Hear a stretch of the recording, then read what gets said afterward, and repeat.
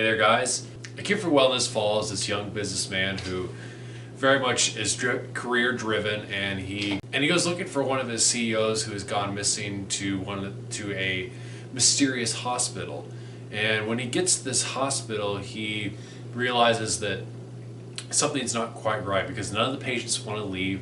They're all in their 50s to 70s except for this one girl. And after he gets into a serious car accident, he ends up becoming a patient himself.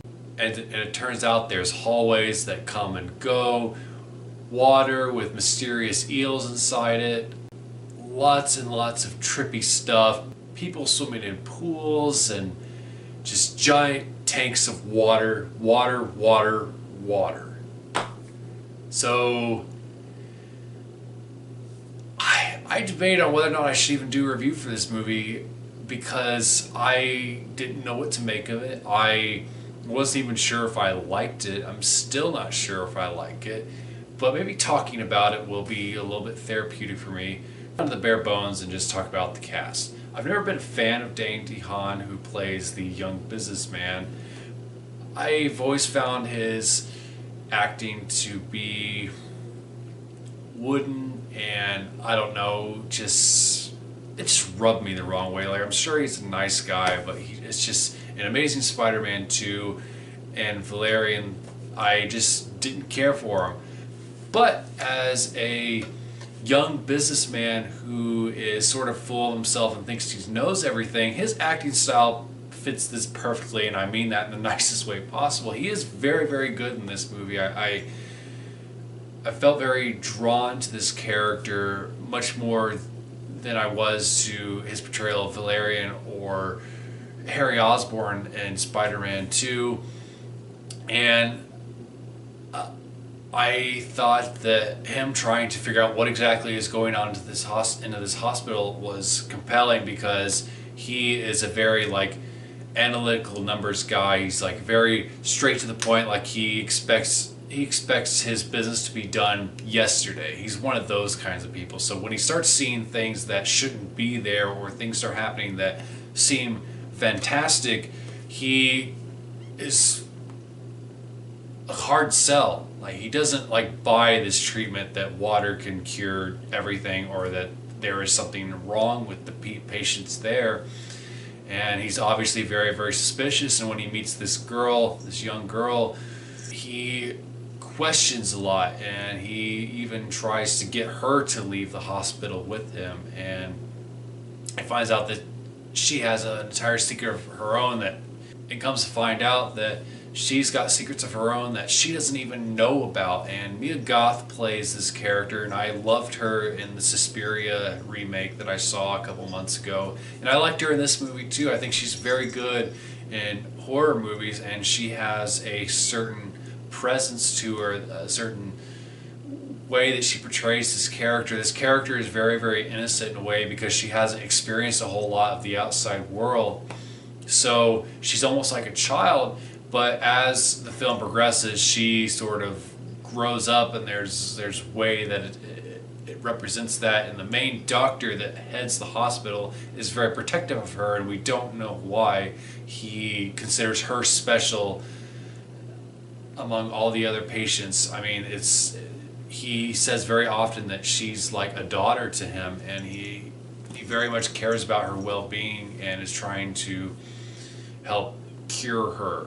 The doctor, played by Jason Isaacs, does a really tremendous job. He does a great job of not being creepy at first. He seems well-meaning at first. Obviously, maybe going into this movie, you know that something's up, but he almost plays it as a real doctor would be, almost caring for his patients. And he seems genuinely concerned when Dane DeHaan starts seeing things and having problems.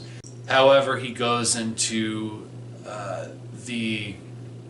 what you would expect his character to go through. You expect his character to go a certain way, and it does, but there's a nice twist to it that you might not expect.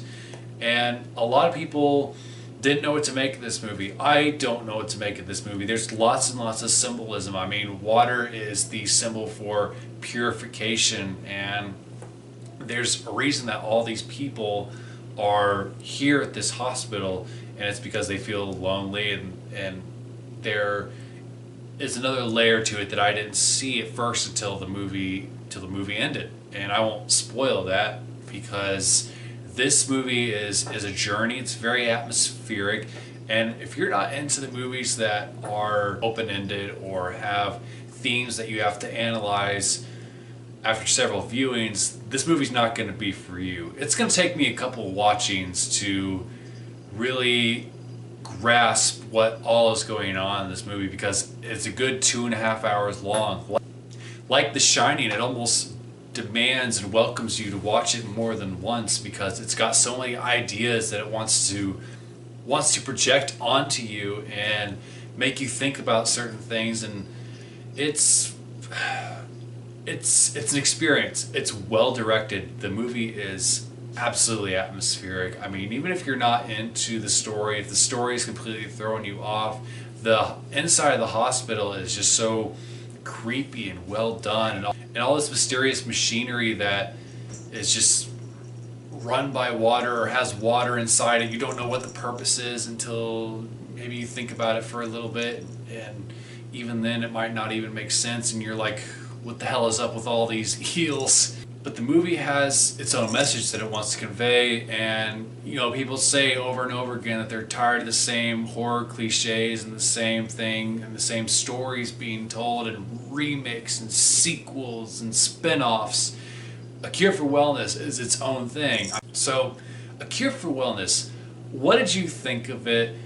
What is your favorite psychological horror movie? My next book, The Legacy, is going to be heavy in psychological horror, so I've been watching a lot of these. Is there any that you would recommend? Comment below, let me know. As always, if you like what you see here, you can check out my books on Amazon, you subscribe and follow me on Twitter and all that other good stuff. Bye.